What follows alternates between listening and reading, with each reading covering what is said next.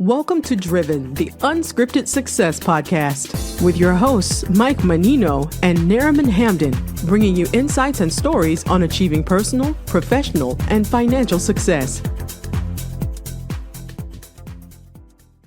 Hey guys, I'm Nariman Hamden, and this is Driven, Unscripted Success podcast. Got a great guest on for you today. We have Paul Fioravanti, who has been in the business strategy industry for well over 20 years. He's had several positions of from CEO to CEO. He's been on several boards. He's been an advisor. So I'm going to go ahead and bring Paul on. Hey, Paul, how are you? Hi, Nariman. How are you today? I'm well. How about yourself? Doing well. I'm actually in Texas today. Zooming in all the way from Texas. Zooming in from Texas. Good for you. I'm over here in Naples holding the fort down for us. Well, that's where my office is based, but I always seem to be somewhere else. Yeah, well, it kind of seems like it with going in and helping other companies out and getting them back on track. So why don't you explain to us a little bit about what you do and what your business, what you do, what your business is, and how you got started. Oh, wow, that's a lot. So my business is Corval. It's spelled Qorval Partners, and we are based in Naples. The company started in Tampa in 1996, and my late partner, who was also my mentor, was a fellow named Jim Malone. Jim is really well known in both Florida circles and national circles. Jim was a six-time Fortune 500 CEO and sat on some corporate boards. He was an advisor to two presidential administrations, did a lot, even in the Naples community. He was one of the original incorporators of the Naples Winter Wine Festival, which has raised hundreds of millions of dollars for children's charities. So I had the good fortune to start working with Jim back in 2011, joining him on some projects at Corval, and it was just kind of a whirlwind of projects since. But prior to that, I had done some work for some other advisory firms. My business career was, as I always tell people, it's like the John Lennon quote, right? Life is what happens when you're making other plans. Or my mother used to say, man proposes and God disposes. So it was a rather non-linear career trajectory. Started out in a family business, one of five kids, and our parents were I've never seen anybody work like that in my life, especially my mom. She would be up early, taking care of all the kids, and wide range in age, four boys and a girl, and really instilled in us the values of hard work and trust and commitment and doing the things that are necessary. And my dad ran a two-generation, well, by the time we were involved working, was a three-generation supermarket in New England. And my father was a World War II Army veteran, had been a Army medic, and just had, again, an insane work ethic. So I think that's where we all got it from. It's probably as much of a curse as it is a blessing. But I started out, originally working for a consulting group, and I was recruited to go to the energy industry for about 12 or 13 years. Worked for a public company, did a whole bunch of different things.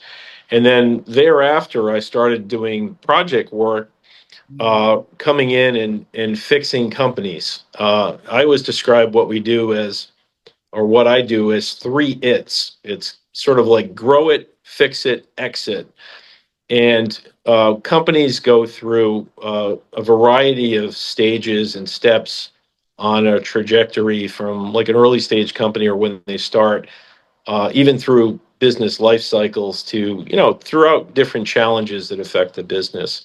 So I think the current tally is I've got like 92 engagements in 42 industries. and it's been everything. I mean, I've been in firearms, I've been in pharmaceuticals, everything in between: construction, telecom, electronics, defense, whole variety of things. And in every situation, I've had really the good fortune to work with fantastic people. And I guess if there's one lesson I've learned over the years, it's, every company is about the people, right? And you can't really shrink to greatness. You have to have a good strategy and the ability to execute. And if I can't add value somewhere, like, sometimes you go in an engagement where, they're like, well, we want to do this, we want to do that. And then you get in there and you start making changes, and they're like, well, hang on, what are you doing? I'm giving you what you said you wanted. No, hang on, we can't deal with that. Or, so and so is related to so and so. Or so sometimes it's challenging to make changes, but overall, myself and our firm Corval have had a stellar track record of fixing businesses. It's not always growth. Sometimes it's turnaround, restructuring, helping companies raise capital, helping them fix their operational issues. So it's been a wild ride, and it's gone by very fast. And I just try to take care of good people and create good results everywhere I go. Yeah, I mean, how interesting to have that vast of a space that you can go in and fix. As you said, whether it's going into energy or the company you're with currently in Texas right now with materials. I mean, there's so many different areas that you get recruited to help with. So it's very telling of your expertise. So I mean, I guess it's fair enough to say you're officially the fixer. Yeah, sometimes the way I describe it is, when you first come into a company and you get different, the ownership group or the private equity group or the board, like they might introduce you a certain way, or they might explain why you're there. And my role's not always the same, right? Like I don't come in all the time to, you know, to to sort of hatchet workforce. That's not what I do. That's not our process. We come in and we work with the teams, and we get them to see better ways of doing things and get them to work better together. Culture is a big part of it. Jim had a great quote that I use almost every day. It's, culture in an organization is determined by the worst behavior that the organization will tolerate. It sort of becomes your baseline. But to answer your question, I always joke about this, but sometimes when you come into a situation and the employees are trying to figure out what you do, and they're like, "So is what you do like Richard Gere and Pretty Woman?" And I'm like, "No, it's more like Patrick Swayze and Roadhouse." So it's a little bit of cleaning up the bar sometimes, but I love what I do, and honestly, I can never see myself retiring. That retirement just seems like I just seems pointless. So You enjoy what you're doing, so it doesn't seem like, a dreadful job that you have to deal with every day, yeah, I so. love I love what I do. I love working with great people. I love leaving companies and situations better than I found them. Not everybody cooperates in those journeys, but Of course. you try to get people to a higher state and a higher level. And one of the jokes in our industry is always, if you've done your job, when they start to kind of replay back to you what you told them, like, 3 or 4 meetings ago, when like you're hearing your own words come out of the people that you're working with, then you're making some progress, because they're seeing a different way of doing things. I'm not saying my approach is the best or is a panacea, Right. but we've got so much experience, and have been in so many situations. We know what works, we know what doesn't work. That's wonderful. So let me ask you this. So how do you deal with taking risks? Is there a time when rolling the dice really worked out for you?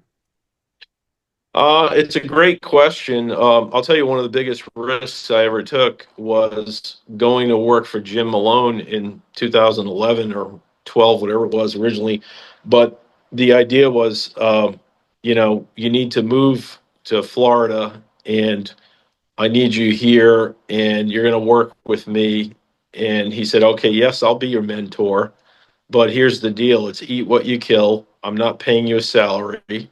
You're going to come aboard. Because I said to him, he's like, what do you want to do? I said, I want to do what you do. And I had done some of it before, but through a mutual introduction, I had done I had grown a company for an ownership group like 20x over 4 or 5 years. And in the process of selling the company, the owners got kind of silly and greedy, and the deal didn't transpire. But the buyer, one of the buyers, had reached out, and this was a Naples guy, ran a private equity group and family office, and he said, "Look, hey, I want you to come down and see me." And I said, "Okay." So I went down to see him, and then they were in the process of being one of two bidders on a company. They didn't get it. They got outbid. So if they had won, I was going to be the CEO of that company. But it didn't happen. And he said, look, before you leave, I want you to meet this guy, Jim Malone. So I met Jim, and my big risk was I went to work for Jim for a year for no pay. I paid myself. I paid myself to work for Jim for a year, but working with Jim until he passed in 21. So I spent about 12 years working with Jim, and that was probably one of the greatest gifts of my life. But I had to make that big bet on myself and on him. You talk about a leap of faith. I don't know a lot of people that would say, okay, I'm going to move and not get an income for a year so I can learn from you. There aren't a lot of people willing to do that. No. But I kind of saw, a few steps ahead. I'm like, this is going to lead to something good. And it did. Yeah, absolutely. About a year ago, I partnered up with a guy and Mike Menino Sr. We're actually business partners in several things, and it was the same notion that you went through. It's partnered up with them. I'm like, all right, I'm not getting a salary, no checks. It's grind, grind, grind. But I have learned so much from him in the past year, and now it's things are starting to happen, you know, and so exactly. So I get it. So, I mean, it takes a certain type of person and personality to do something like that. So I totally understand what you went through, but it definitely pays off. You grind away at it. Yeah, I mean, it's Jim. This is the first time I'd heard this expression. In fact, I wrote an article about it recently. If you go to my LinkedIn page, there's, I don't know, 300 or 400 articles I've written over the years, but one of them has to do with like the concept of eat what you kill, right? Mhm. And it's not for everybody, right? And it No, kind of definitely not. there's a comparison and contrast about, okay, so if you take a traditional job and you get a steady paycheck every week versus like, okay, I'm not getting paid this week. How do I figure out how I'm going to get, income to pay my bills? Right. And, how do I utilize my time? Right. And this is kind of the thing with independent salespeople or people that are, heavily commission based. They are very good at managing their time because they can't waste time. The concept of wasting time is too expensive, wasting time or bandwidth. So it's a mind shift, right? And uh, I think, as you know, I'm in my 50s. So as I was growing up, there was this idea of this sort of social contract where you go to work for a company, and as long as you work really hard and you don't do anything really stupid, you're probably going to be there for a while and have some security and stability and everything else. Company I went to work for in 1991 or two was a company called Valley Resources. We were a public company, very old public company, 150-year-old public company. And I remember the HR guy, Jim Carney, bless his soul, he's passed, but he was a hell of a nice guy. And he was telling a story about, people come here and they never leave, and you have a retirement plan, and you have this and you have that. Well, that all changed because of deregulation and consolidation in the industry. So that was a place that I figured, I'll be here forever. I was on the executive track. They sent me to grad school. They sent me to Leadership Rhode Island. They sent, all this kind of stuff. And then at some point, the CEO regime changed, and we were being merged with 4 or 5 other public companies. But that chaotic time at the end was about a 3 or 4 year period where I sort of hung on there, and then I left. But during that time was the time where all these merger and acquisition changes were starting to happen in American businesses at a faster pace. And I remember when the joke was when HR starts passing out copies of, I think the author's name was Johnson, "Who Moved My Cheese?" Then your cheese is about to get moved. So, and all the security and stability went away. But Yeah. in that process, I took all that knowledge that I gained, and I was like, I see where this is going. So I started working with companies and helping them grow, helping them transform, helping them get better.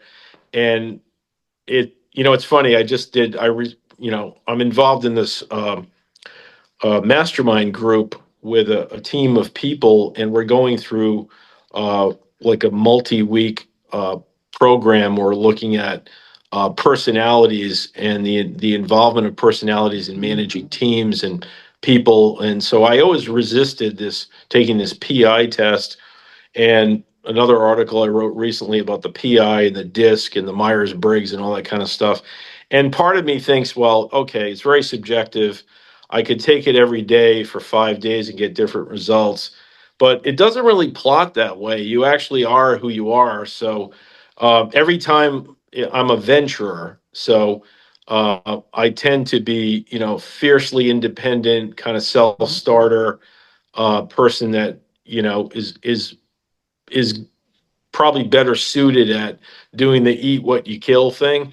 But Yes. there are other profiles like traditionalist type people, or promoters. There are different profiles, and I think what you learn is you learn over time because of experience. Like it's with any kind of relationship, you figure out how you're wired and how the people around you are wired, and how you need to kind of change your approach to connect with them on some level, and try to influence them, or listen better.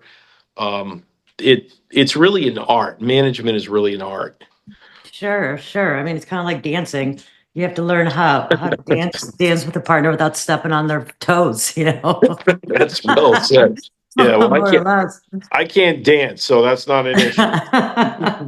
Well, you seem to be dancing pretty well, kind of where you're at. So I would say I would say you've done well. Um, so let me ask you this, leading a team has its challenges. So what's your leadership style? And can you give us an example of how it helped you through a tough spot?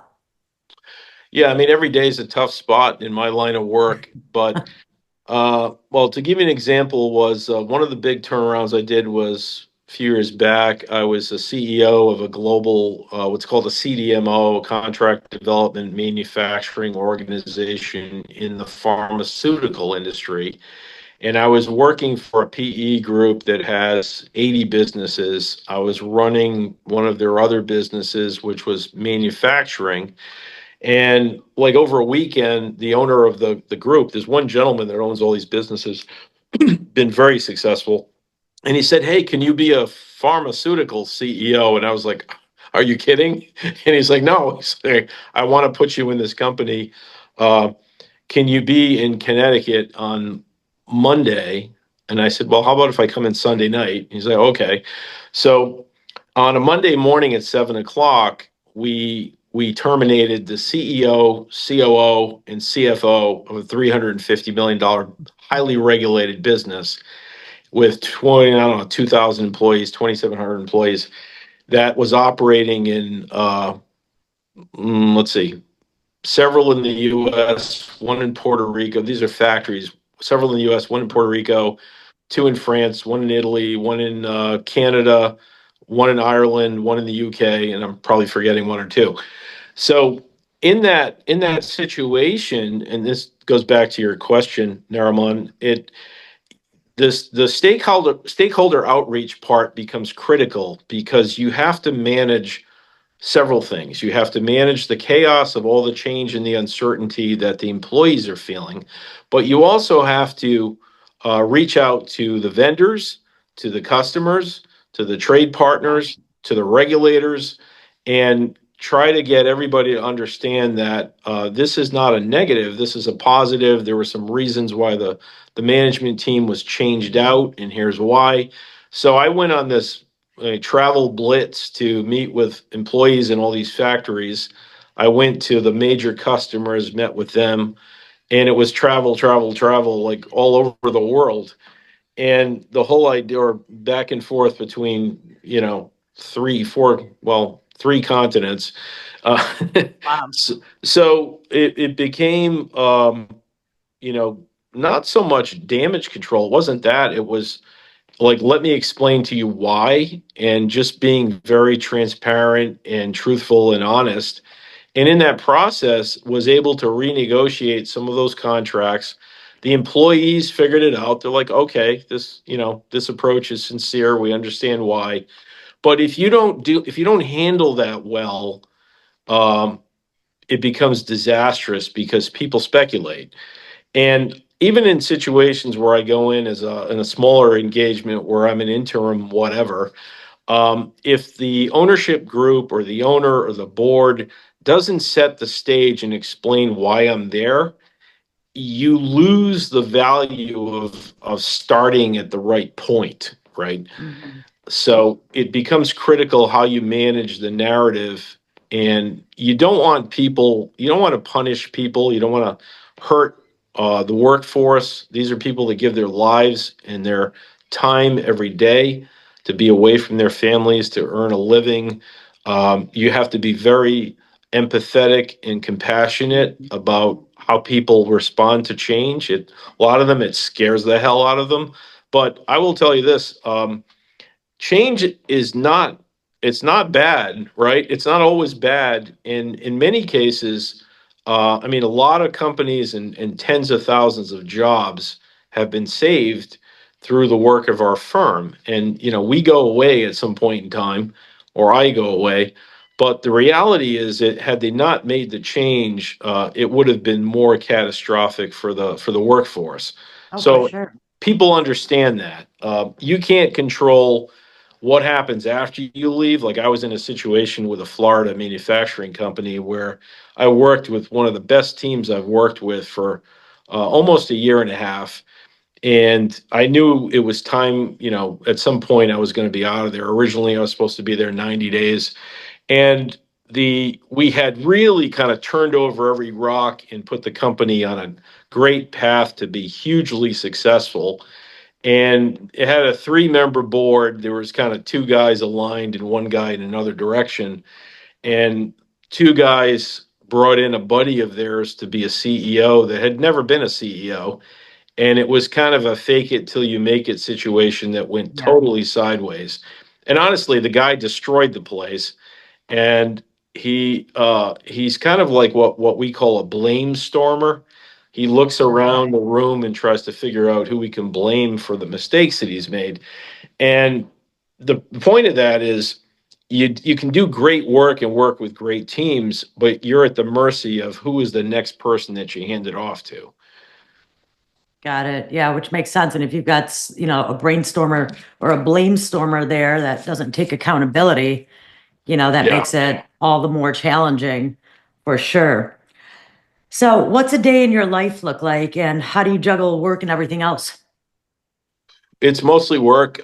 Generally, I work. I'm usually on 20 hours a day. I work a lot on the weekends. I travel a lot because of the nature of this, and many times you have simultaneous engagements. There are different kinds of projects. Like, we work a lot on helping companies raise capital, helping them run the process to put themselves up for sale, and that's a lot of work. You have to do all the analysis, do the pitch books, do the decks, pull in subject matter experts to frame the argument for why the company has a certain valuation. um, and the other part of that is all the research that goes with it, figuring out, okay, who are the right private equity groups. And as you know, when you're selling a business, if it's an established business, it's typically going to be a strategic sale or a financial sale. Strategic is more likely to be somebody already in the space, like it's a roll up or a tuck in. Sure. And I would say, and then the other side of it is the venture capital side. So private equity firms tend to invest on the basis of what has happened and what they can make happen. And VCs and hedge funds and early stage funds, they tend to invest on what they hope will happen. Sure. And there's a little bit of a dart throw there, but Sure. that's kind of the nature of it. And but my honestly, my life is mostly work. It's kind of what it is. I like to play around with cars. That's kind of my thing. But my sons are grown and they're still working through things like trying to elevate up into different jobs and finish advanced degrees and stuff like that. So um, it's really that's kind of it. I have a great business network by virtue of the fact that I've spent so many times and so many engagements, and I pull people with me. I sort of cherry pick, and um, I keep those great relationships with people. And down the road, if something doesn't work out for them, inevitably they'll reach out and they'll go, "Hey, remember I worked with you on the XYZ company?" And I'm a pay it forward guy. If I can help somebody, write them a recommendation, send out emails, connect Sure. them with people. This is all about networking. Everything is networking. For sure. I agree 100% with you about the networking. I mean, I believe that everyone that you meet and that comes into your life, there's a purpose for each and every one of them. There's a reason why we've met. Maybe not tomorrow you'll find, you'll have that purpose or see it, but maybe a couple years down the line, like you said, hey, by the way, I had you on the show as a guest, got this opportunity, blah, blah, blah. I think that you would be great at, and this person's like-minded, so it's all, like you said, it goes back to networking, which is awesome. It's true. It's like that, it's the goofy cliche, but it's absolutely true. Like people come into your life for a reason, a season, or a lifetime, right? Absolutely. And I say that all the time, and it's funny. My sister kind of played that back to me a little while ago. She said, "Remember, you were telling me that?" And I said, "Yeah." And she's like, that's really true. I can see. It's like the Steve Jobs quote. You can only connect the dots going backwards, right? And many situations, I'm in a situation, an engagement or whatever, and I'm looking around, and I'm going, why am I here? Like, like it's sort of serendipitously curious, if that makes sense. And Yeah, then you go to the next one and you're like, oh, well, I was in that one because I was able to leverage that information, or I met somebody that was able to help this business. Maybe it's a banker, maybe it's a whatever. And sure. we're very much, Corval is very much relationship driven. And we have great resources to help businesses. Like we know the marketing firms, we know the insurance groups, we know the bankers, the lenders. Just recently, I referred in a company that does apps, company that we've worked with several times that builds custom apps for iOS and Android. And again, in this process, we've got one. I will tell you this: it's not just bragging; it's true. We have one heck of a toolbox of great people to refer and great people to connect, and that's what it's all I'm about. sure, because I mean, going into all these having to go in and help a company out, you meet, there's all different divisions and lines that are needed in order to whether restructure or just, hone them in to head towards a certain direction, as they are projected to head to. So yeah, you're meeting all these different people, like in telecommunications or marketing or, the bank. So you would have the best network box ever. It is a great network, and it's one of those things where you're like, okay, well, at the end of your life, you have this great network and you have a lot of like Marriott reward points and airline miles. You don't have any like pensions or stability, but you have, Sure. you just spend a lot of time in hotels. It's just kind of it's a weird existence, but Yeah, um I'm yeah, sure. but it's what it is. And I love the Southwest Florida area, and it's literally one of the best places in the world, I believe. Yeah, I agree. I agree. It's easy down here. It is. It's easy. Um, so, it sounds like things are going really well for you and your business. As you're looking towards the future, I'm just wondering, how you create passive income or if you are invested anything in the past. No, my biggest investment has been my kids. Uh, so, but that's the future. In my view, that's the future. So someday it's gonna be payback, and I'm gonna be driving the car that they pay for, and they're gonna have to pay for my insurance and all that. Give me a cell phone, all that. It's you know what they say about payback, so. But honestly, I just try to put good out in the world every day and try to help people. And when you go through a lot of challenges in your life, you realize you have a different view, right? and Oh, for and what sure. and the two things that drive me crazy, well, three things that drive me crazy. So my biggest pet peeve is apathy, like people that just are checked out, don't want to work, don't Mm, want to engage, are not passionate about their jobs. Um, there's why, right? right. And another Kind of thing like is, a shadow just passing through, or yeah, yeah, they just, check the brain at the door like it's a hat. Uh, but and the for the some other it thing is, is, for some it for is. some it is. For some it is. Yeah. And the other thing is just, myopia, managerial myopia, like where they've got a horse running in the race with the blinders on. And I remember one company I was working on, there was a board of directors out of France, and these two guys were the most myopic individuals I've ever worked with in my life. And at some point, I had to bow out because I think I was ready to throw one of them off the top of the Eiffel Tower. But it was just one of those things where the guy was just in everybody's way, undermining everybody, just just a real Yeah. jerk. And I don't work with those kinds of people. And when I came aboard at Corval, Jim was very specific. He had this thing he would say. He's like, we don't. So I won't even say the word, but we don't treat people like this. We don't behave like that. We're not that. It's the whole idea of, you pick and choose who you want to work with that has a value system that's aligned, because what's the point otherwise? Like, why waste time? And the older I get, the less time I have to waste. Yeah, So, I hear you. That's for sure.